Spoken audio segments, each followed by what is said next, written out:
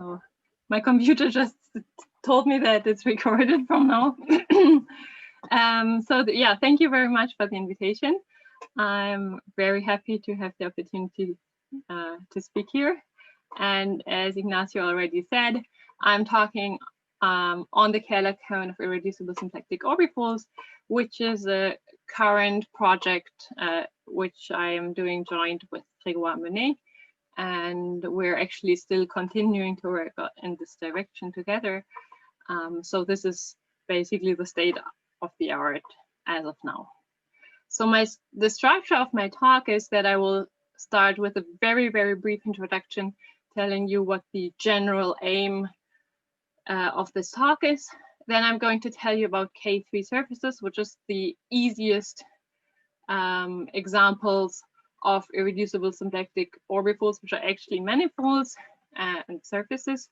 And then I'm going to increase the generality step by step towards the smooth case of higher dimensional irreducible symplectic manifolds, going further to the singular objects of irreducible symplectic orbifolds.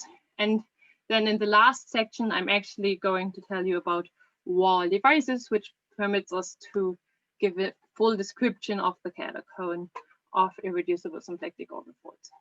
So before I start, let me tell you that everything I'm doing is over the field of complex numbers. So I hope there will be no confusion about this. Okay, so the goal for today's talk is a description, well, as the title already says, is a description of the Kähler cone of irreducible symplectic orbifolds. And as you could have guessed, this is a generalization of irreducible symplectic manifolds, and the most prominent and easy example of these are K3 surfaces. And the picture we're going to find in the end is that the Kähler cone will be cut out by orthogonal complements of something which we call wall divisors on these irreducible symplectic orbifolds. And if you know about the picture about irreducible symplectic manifolds, you will recognize this picture because this is just a full generalization of the smooth case. And I will start now by telling you about K3 surfaces. So we start with like the very gentle cases, and then we increase the level of difficulty a little bit. One thing which I wanted to mention is if you do not feel very at home in this whole like Kähler complex manifolds world, you are invited to think about projective manifolds instead and projective varieties later on. And then you can replace the Kähler cone just by the ample cone. And everything will just translate step by step. So if you feel more happy about the projective setting, don't worry about these words Kähler and just replace them by ample. Just a quick question. Sure. You're not assuming all symplectic varieties to be projective here, are you? Or no, I'm not only talking about varieties like projective varieties, but I'm talking about Kähler manifolds and later on Kähler orbifolds. So like an affine Kähler manifold would also fit within the. Oh, I'm talking compact Kähler. Sorry, these okay. Like irreducible symplectic orbifolds are just by definition compact Kähler manifolds, which have a symplectic form and are irreducible in some sense. I see. I will tell you about the definition later on, but everything will be compact in this talk. Okay. Okay. Thank you. So starting with the first definition, the definition of the K3 surface, and here you already find this compactness in the assumption. So a K3 surface is a compact surface X over the complex numbers in this case, such that the canonical bundle is trivial here, and such that the H1 of O is also 0. So this means we have a simply connected complex compact surface. And then you have the second cohomology group, which as usual is equipped with the cup product. So this would give us a quadratic form on this, associating to everything the number of its squared. And if you look inside the second cohomology group, using these complex coefficients of the structure. Oh, I think my computer just goes to night shift. I hope this doesn't bother you because it would take me some time to change this. So if it's too bad, let me know, but if not, we'll just have the night shift mode. So inside this H2 here, there's a subspace called the H11, which consists of classes represented by so-called 1-1 classes in here by 1-1 forms. And inside of that H11 space, we have the Picard group. And then the signature of the cup product on the H2 has 3 positive direction and 19 negative ones. And if you restrict yourself to this H11 subspace, which is the subspace in which the Kähler cone lives, then the signature will be 119. So this tells us if we draw the picture, we will have like 1 positive direction and a lot of negative directions here. So if you're interested in the elements with positive square, it will look like such a coney shape here, and then it will have 2 components, namely one here and one on the other side of 0. So we define the positive cone, Cx. So this is supposed to be a subspace in H11 R, and this is the connected component by definition of the set alpha squared bigger than 0, which contains the Kähler cone.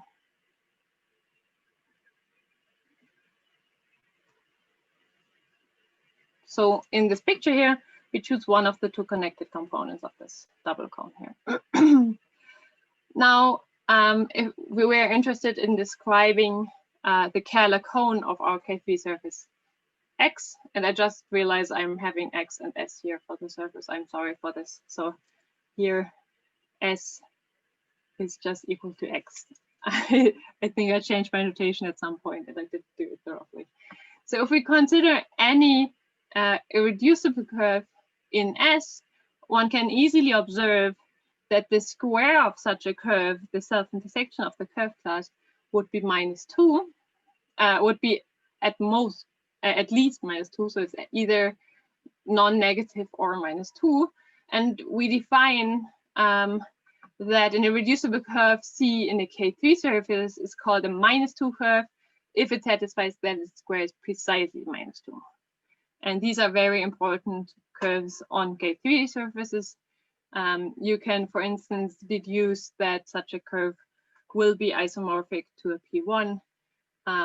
So these are very special curves.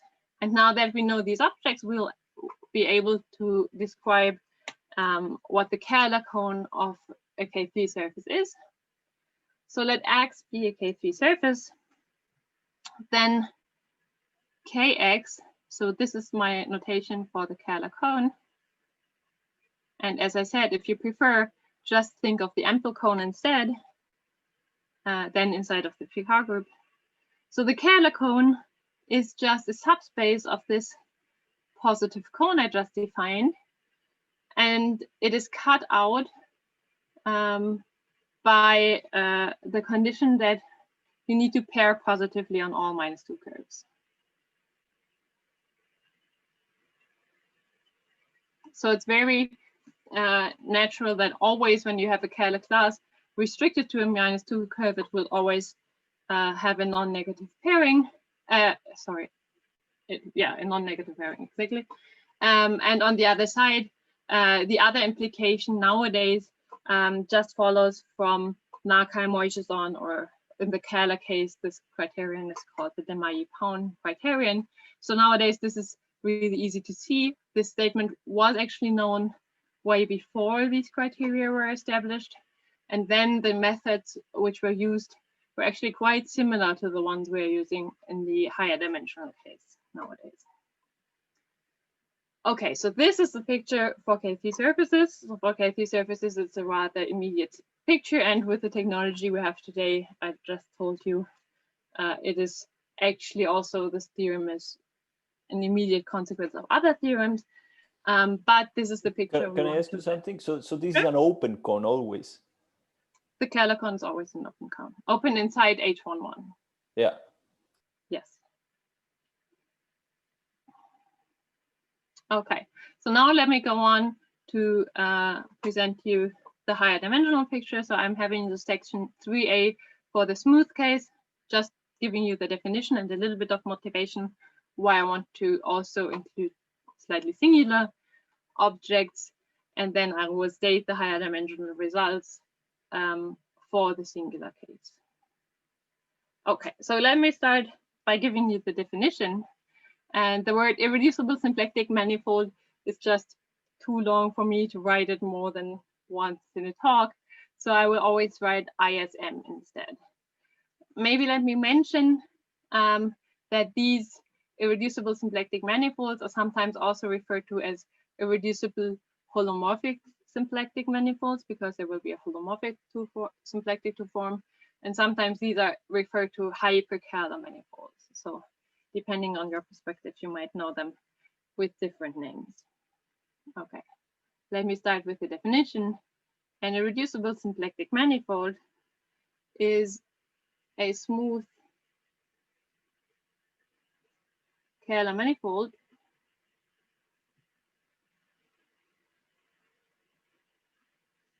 such that, oh, let me introduce X, the name of the manifold, such that, first of all, X is simply connected.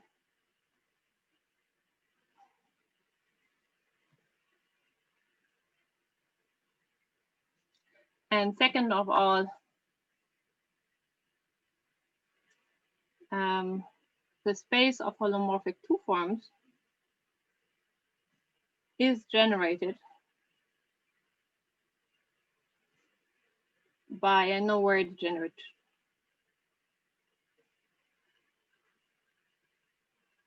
two form. So there's one unique holomorphic two form up to scalar, and this form will be non-degenerate, or you might know this as symplectic. So let me start by giving you some motivation why these are interesting to study. So actually, if you look at a classification of varieties with trivial canonical bundles, you find this Bovil-Bogomolov decomposition theorem, which will tell you that up to a minor change, all of those are built out of three sorts of varieties, and this one is one of them. So there are abelian varieties, there's this one, there are strict Calabi-Yau's.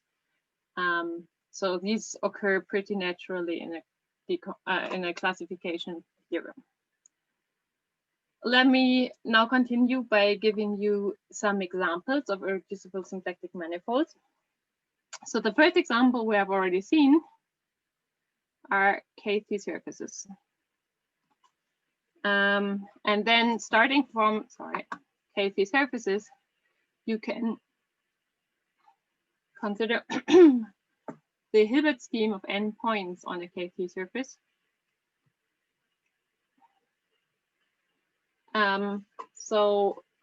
This is a scheme parameterizing all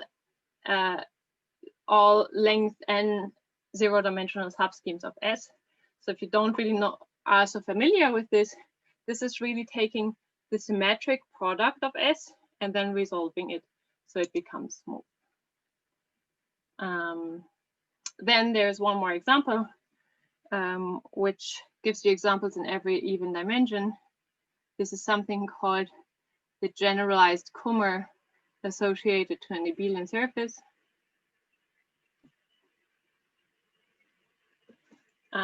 So this is actually also obtained from the Hilbert scheme of n+1 points of A, and then it's a certain subvariety in there. Then there are two more examples which are known, which have been found by O'Grady. And then if you take deformations of these, then you actually obtain a complete list of known examples of irreducible symplectic manifolds. So this tells us there are examples in every even dimension, and actually the geometry of these are very rich. And I told you that similar to abelian varieties, these really show up as building blocks in some classification theorem, but nevertheless, the amount of examples is not too big.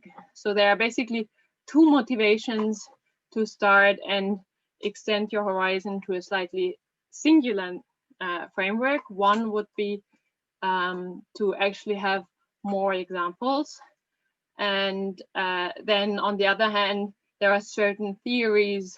For instance, if you run the minimal model program, you will automatically acquire certain singularities, even if you start with something smooth. So there are several motivations to also include singular objects and study this slightly more general class. So for today, I'm not going to tell you about the most general singular objects of this kind, but instead I'm restricting myself to irreducible symplectic orbifolds. So I'm looking at particularly nice singularities here. So let me start by defining what an orbifold actually is. An m-dimensional orbifold over C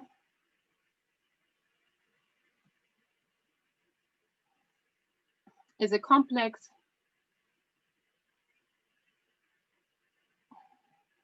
sorry, I wanted to write compact. So we're still compact, as I promised you. A compact m-dimensional complex space. So complex spaces are a generalization of manifolds where you, instead of acquiring a covering of things which are subsets of Cn, you want that these you admit singularities in there. But I'm not going to tell you in which generality, because the singularities we're looking at are very specific, and I will explain those. So this is a complex space with only quotient singularities.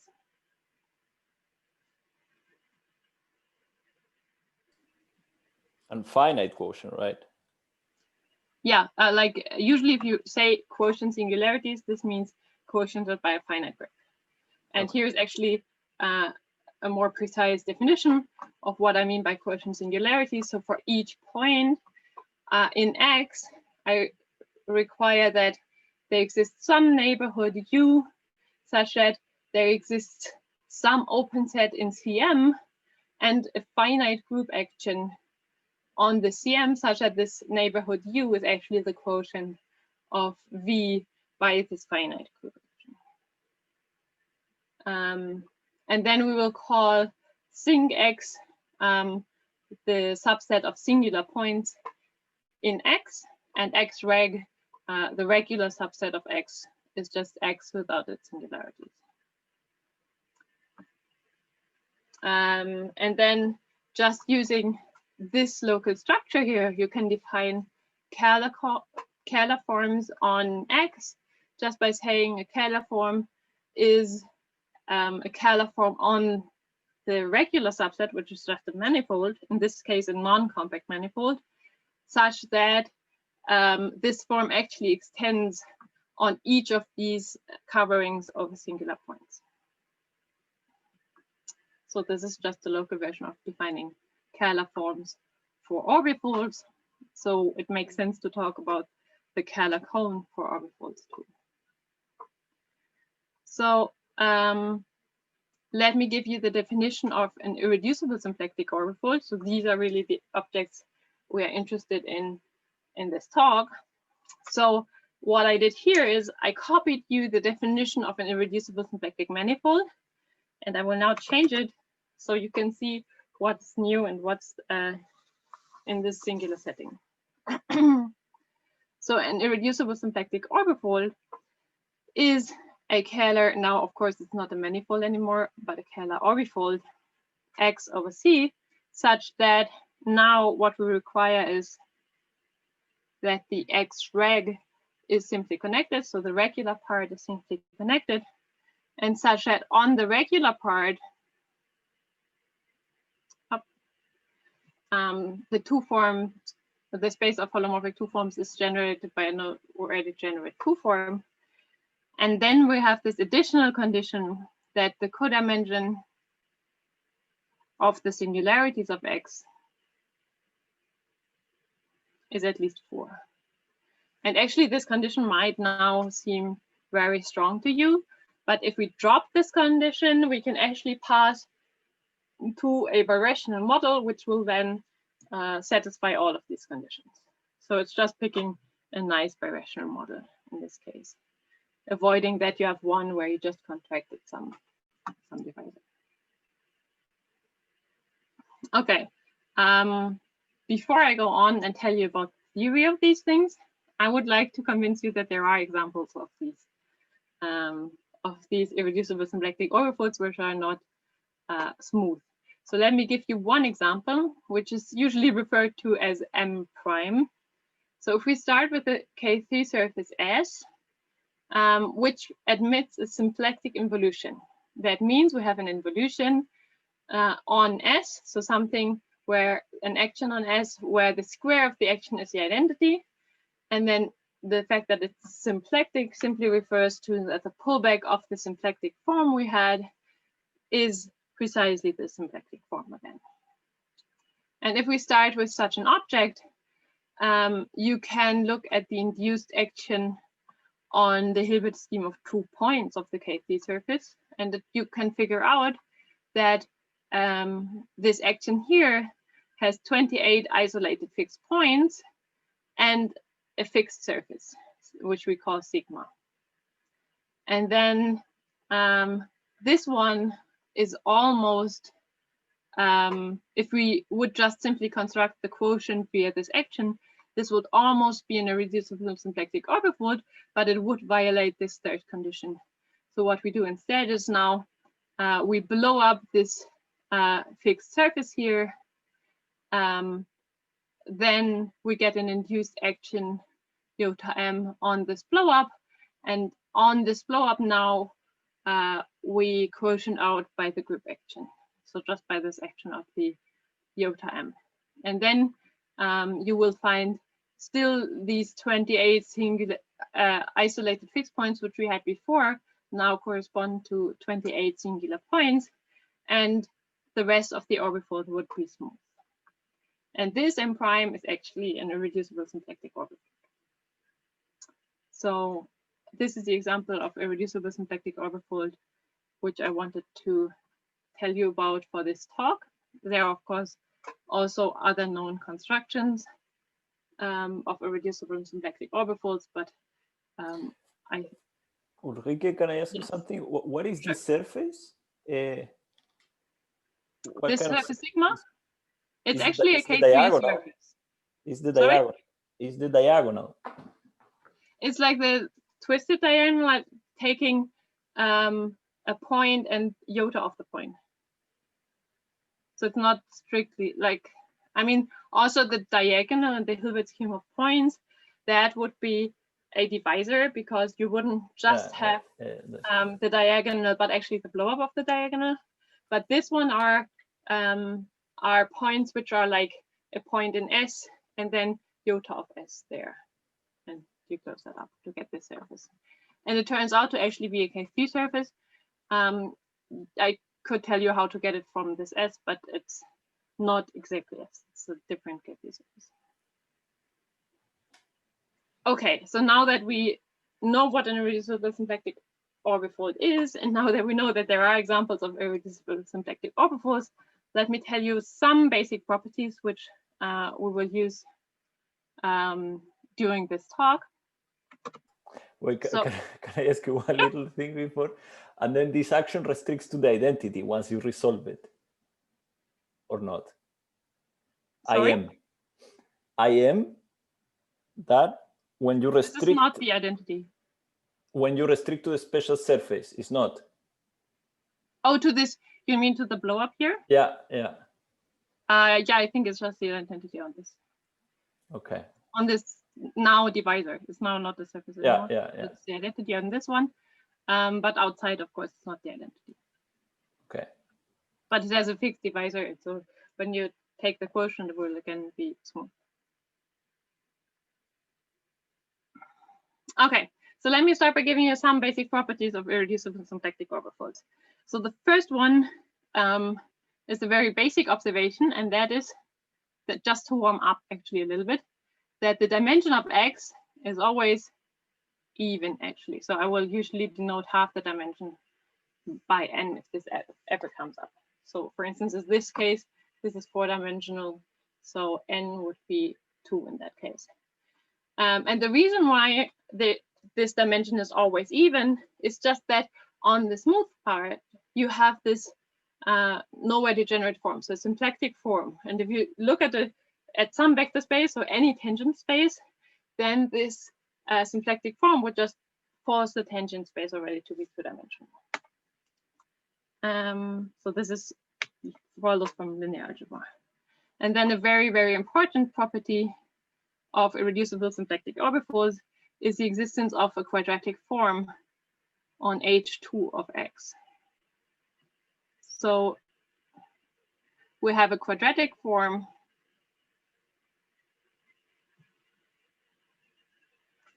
on H2, which is called the Bouville-Bogomolov-Fujiti form. And this is a generalization of the cup product on KT surfaces. So it's a little bit weird maybe to speak of generalization of the cup product, but it is actually up to a scalar. It is like the top cup product of forms in H2 here. And can I ask you something? And the fact that it's an orbifold doesn't force you to do this with Q coefficients? No, that's actually pretty nice that this actually works for that coefficient here. Okay. Yeah. But why is that? I mean, okay, never mind. So I mean, for like intersecting cycles in general, for instance, you would of course have to introduce Q coefficients, but it has been shown that for irreducible symplectic orbifolds, this specific form can be chosen with integral coefficients. But I mean, usually you normalize this, right? You would choose some normalization. So it's not necessarily clear that it's possible to choose this with integral coefficients, but maybe this helps imagining why it could be true. I don't know. Okay, so if we look at this form, it's very surprising that this actually captures a lot of the geometric properties of an irreducible symplectic orbifold. So this has also been known in the smooth case, and a lot of the properties of this form would also translate to the orbifold case. The signature of this form, similar to the K3 case, it has like 3 positive directions and the rest of them would be negative. And if you restrict yourself to the space of 1-1 forms, you find 1 positive direction and the rest of them will be negative. Okay, so now that we have these basic properties, we can go on to the section on wall divisors. This is the key part of this talk. It is a generalization of results for the smooth case, which were found by Mongardi and independently by Amerik and Rieß. And yeah, so this is where we characterize the Kähler cone of irreducible symplectic orbifolds. So before being able to tell you about wall divisors themselves, we need to reintroduce some notation. So we take again a connected component of the set of, so in H11, remember that the signature of the form had again 1 positive direction and a bunch of negative ones.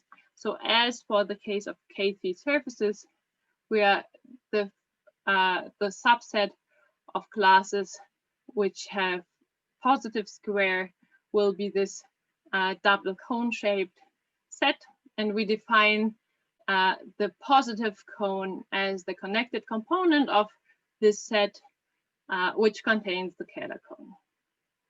And then we define Oh, I wanted to write this, but I forgot to delete it. I'm sorry. So I'll just speak slightly slowly here. We define the birational Kähler cone, which is just, if we look at, so we have the Kähler cone here. So maybe I'll just draw in here for you. So if we look at the Kähler cone of X, then this will be, of course, some cone inside of this positive cone here. And then if we look at any birational irreducible symplectic orbifold with F, a birational morphism between X and X prime, then we can actually pull back the Kähler cone of this X prime.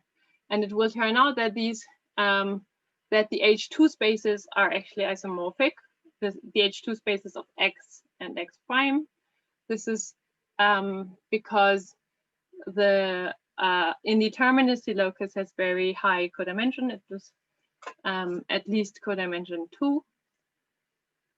So you can actually pull back homology classes in H2 via such a birational isomorphism.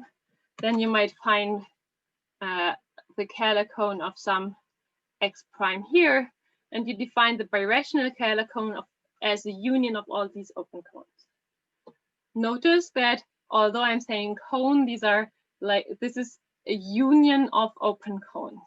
So in itself, it's not a priori a cone, but if you take this union and you take the closure, then it's actually known to be cone shaped in a more traditional way, saying like star shaped. Okay, so there's one more notation I need to use in order to introduce wall divisors for you. And this is the notation of mon2 Hodge of X. So these are Hodge preserving monodromy operators on H2. So I will explain what a monodromy operator is now. So, but if you look at, let me explain what this Hodge preserving is supposed to mean. So if you look at any F, which is an operation on H2 of X respecting this quadratic form, then we also want that it respects this Hodge decomposition into the 2,0 part, the H11 part, and the H02 part. And then we also want that this such an operator in this space would be a monodromy operator. So what is a monodromy operator? I drew a picture for you. So a monodromy operator looks like this. Maybe I'll put it like this so you have the whole picture and the whole definition in one place. Well, sorry, this should be let X be an irreducible symplectic orbifold. Sorry, I changed my notation. At first, I wanted to introduce what a parallel transport operator is, and then I decided to restrict to monodromy operator in the first place. So a Hodge isometry F from H2 to H2 of X is called a monodromy operator if you can find a family curly X here on the right side and two fibers of this family, which both are equipped with an isomorphism to our original X, such that if we go along this family, we can, of course, at each point look at the space of H2, and this moves in this continuous system here in the R2 eta lower star of Z. So this is just at each point the H2 in a continuous way. And then if you pick a path from B1 to B2, so from one point in this family, in the base of the family to the other one, then if we look at the parallel transport along this system, so for each point here, just following where it goes, then such an isomorphism between the H2 here and the H2 there would be called a parallel transport operator, or in this case, a monodromy operator, because X is actually, I assume that these two fibers are isomorphic. So now we know what a monodromy operator is. Sorry, quick question. I'm not sure if you said this. Are you requiring the deformation to be flat? Yes. Okay. Yes. For something, yes. So a deformation, I did not say that, but deformation would usually be assumed to be flat in these contexts. Okay. Okay. Actually, if you go to like worse singularities, you have to require even more things, because like deformations might actually get rid of certain types of singularities, but since we're looking at quotient singularities only, this cannot happen. So flatness is just what we need to assume. Okay. Okay, thank you. Yeah. Okay. So now we know what the positive cone is, what the birational Kähler cone is, this union of chambers here, and what monodromy operators are. So now I can define to you what a wall divisor actually is. So let me define what a wall divisor is finally. So let X be an irreducible symplectic orbifold. Where's my mouse? My mouse has disappeared here. Let X be an irreducible symplectic orbifold and D in the Picard group of X, so D being the divisor. Then we say that D is a wall divisor. So D is called a wall divisor.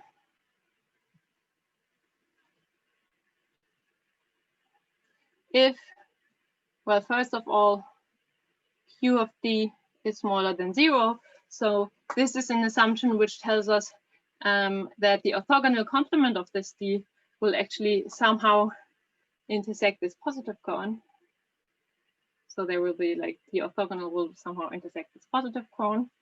And then there is the second much more relevant condition, namely that this D orthogonal does not intersect the birational Kähler cone.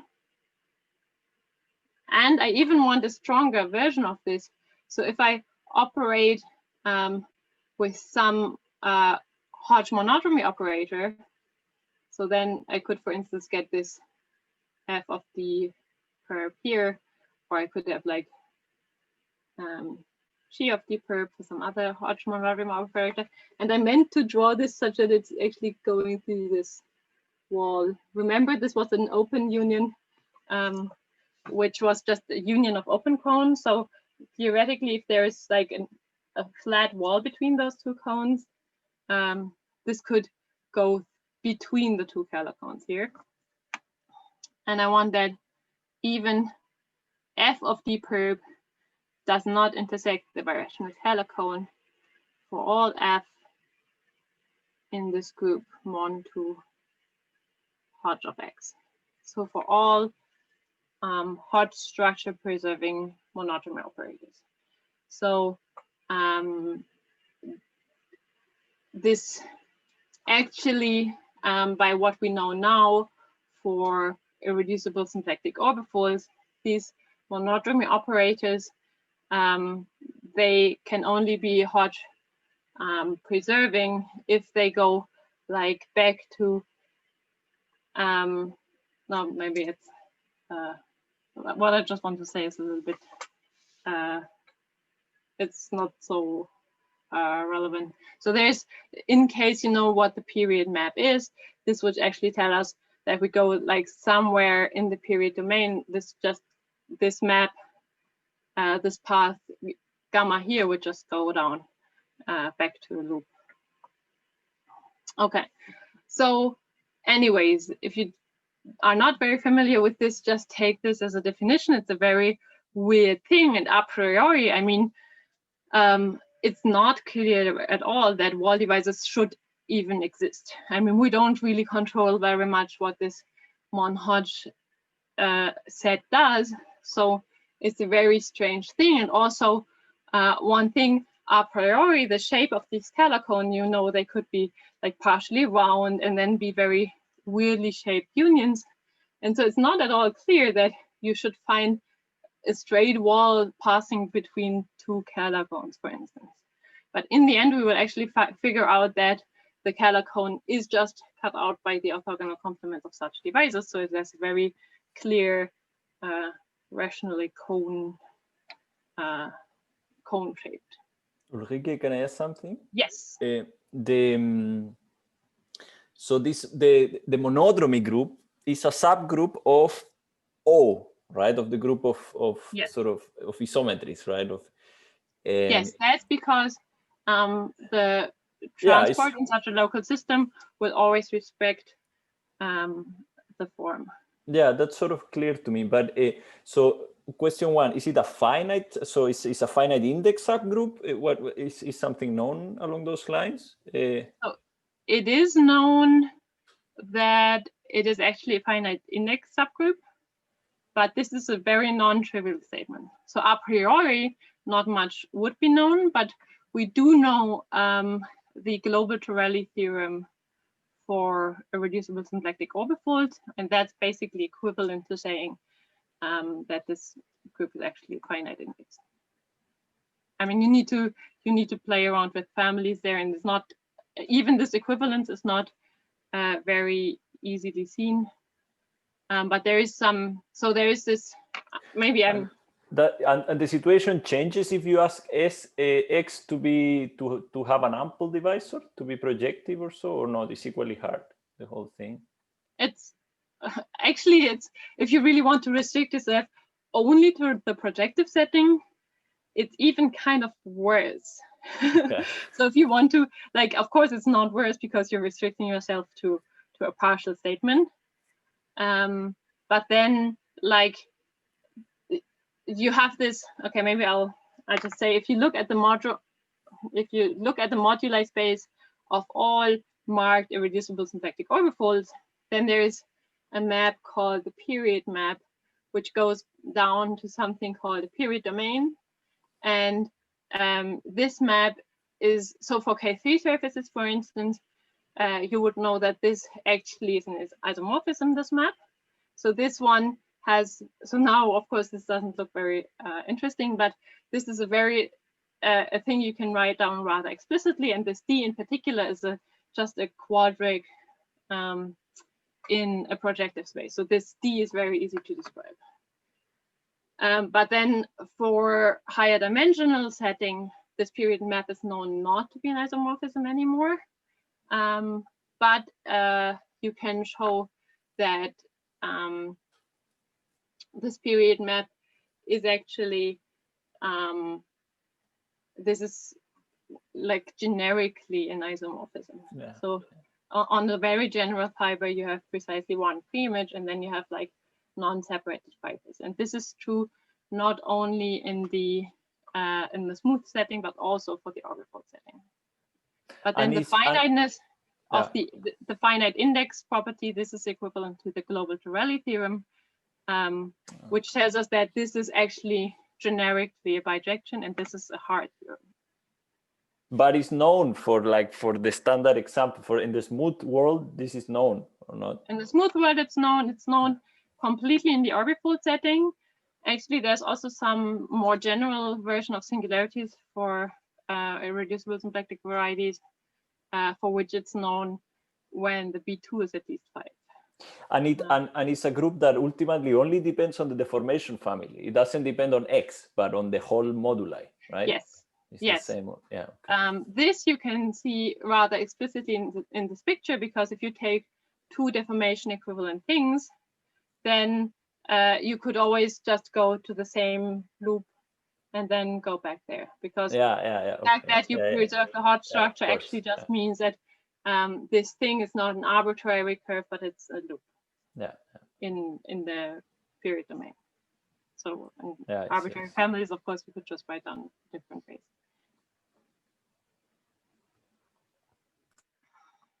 Okay. So maybe to say one more thing, linking this back to K3 surfaces. For K3 surfaces, this 1,2 Hodge group is actually the one generated by reflections in -2 curves. So you can reflect in a -2 curve, and then if you take several such reflections, this generates the this 1-2 Hodge group for KP surfaces. So for KP surfaces, it's very easy to understand. Okay, but in general, of course, it's more difficult to understand than that. Okay, so now, as I told you, these wall divisors a priori are pretty mysterious objects, and it's not even clear that they exist or that, that there is any wall divisor at all. So a priori, I could have defined just an empty subset. And now I'm telling you a theorem about them, and this will actually not change. So at first, I'm telling you a theorem which I proved together with Grégoire Menet about wall divisors, which a priori could still be the empty subset. So this consists of two parts. So one part is that wall divisors are deformation equivalent.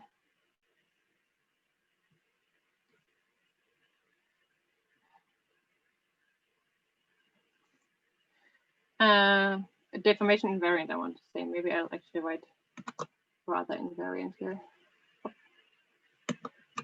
Deformation invariant. So this more precisely means if I have X and some Y, which are deformation equivalent, just deform them in the family. And if I have one wall divisor here, which happens to also lie in the Picard group on this other irreducible symplectic orbifold, then either both of them are wall divisors or both of them are not wall divisors. And then, so maybe one thing here, if we would have defined them, so we defined that they don't intersect the birational Kähler cone for any monogram operator, so going back to X in this family.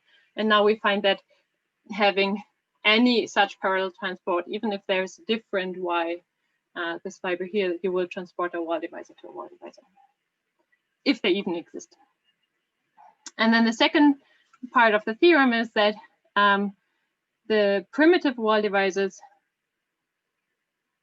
so by primitive, I just mean in, like, if you look at this definition, if you have any wall divisor and you take like 2 times or 3 times the thing, it will still be a wall divisor.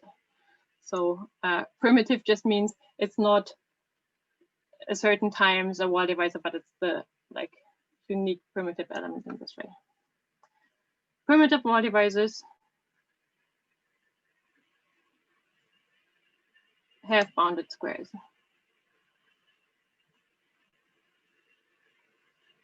So in the version of our article, which is on the archive currently, there is still a condition on the B2, but we've recently been able to get rid of the B2 condition.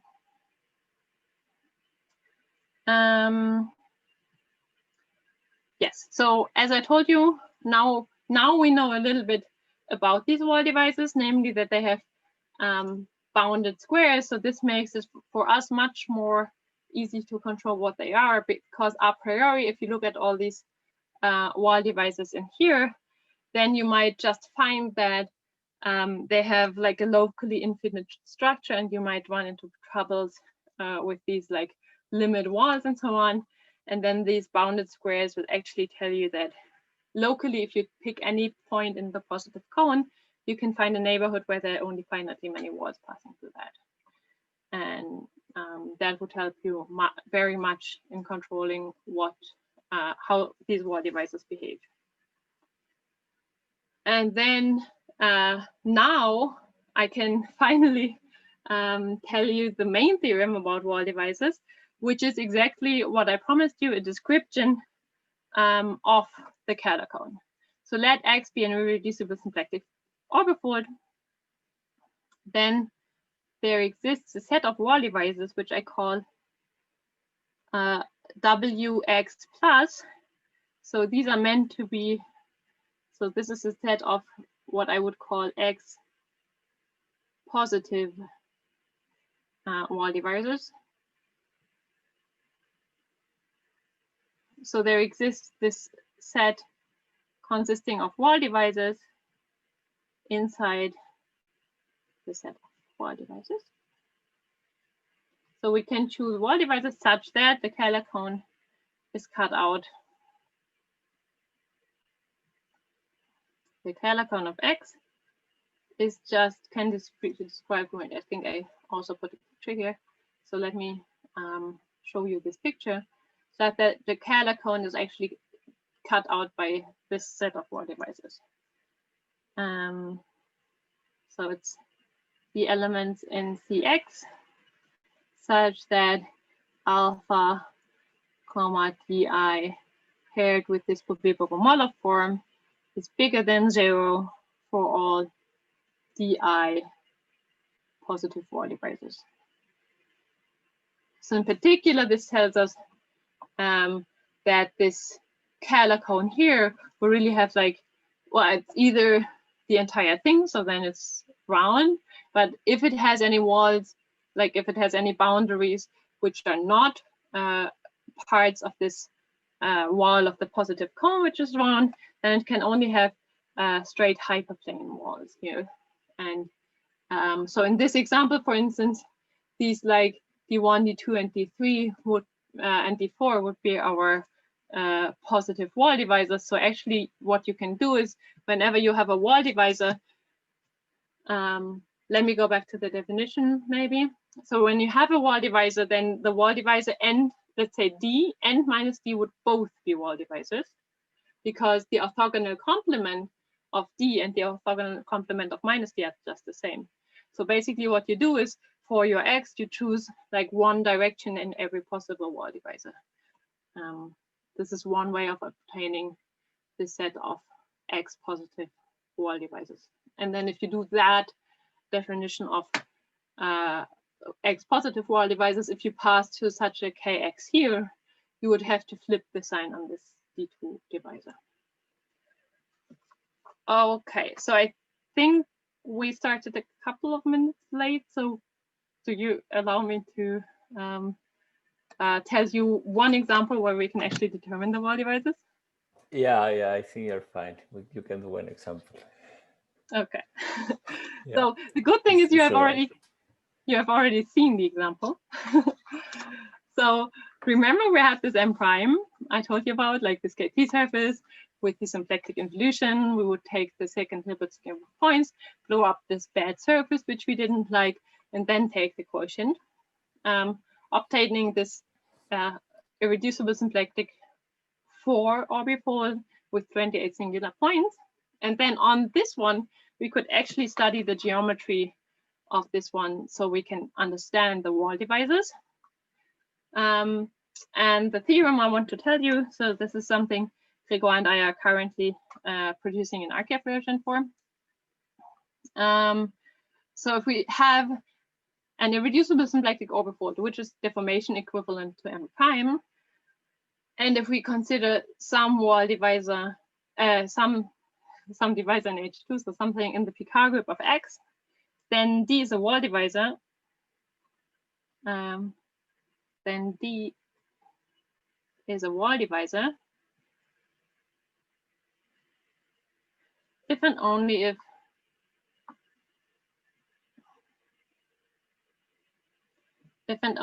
if D satisfies one of the numerics in the following table.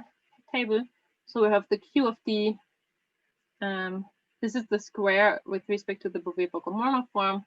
So it can have one of the following Q's, so -4, -6, -12, or -2.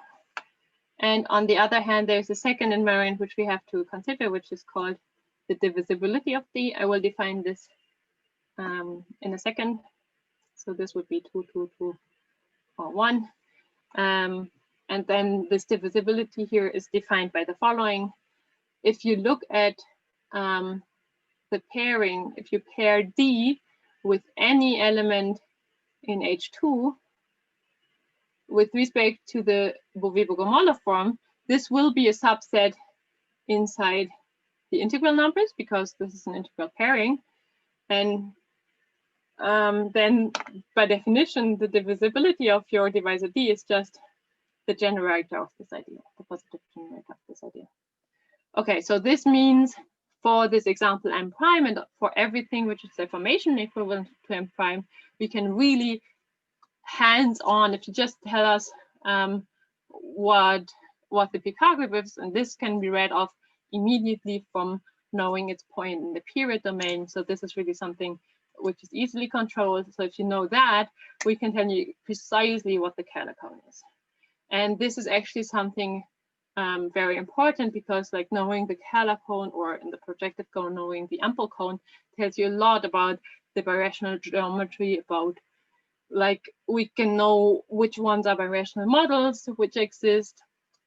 We can know, yeah, if there are non-trivial models and where we should look for them, how they should be obtained from this X. And we would understand very well also some, you can use this to, for instance, cook up some like monotony operators where you before you might not have known it's a monotony operator. So yeah, so this knowing this Kähler cone with the ample cone is really something which gives you a lot of leverage when you want to prove something about the irreducible symplectic orbifold. Okay, so I'm done with the talk. Thank you.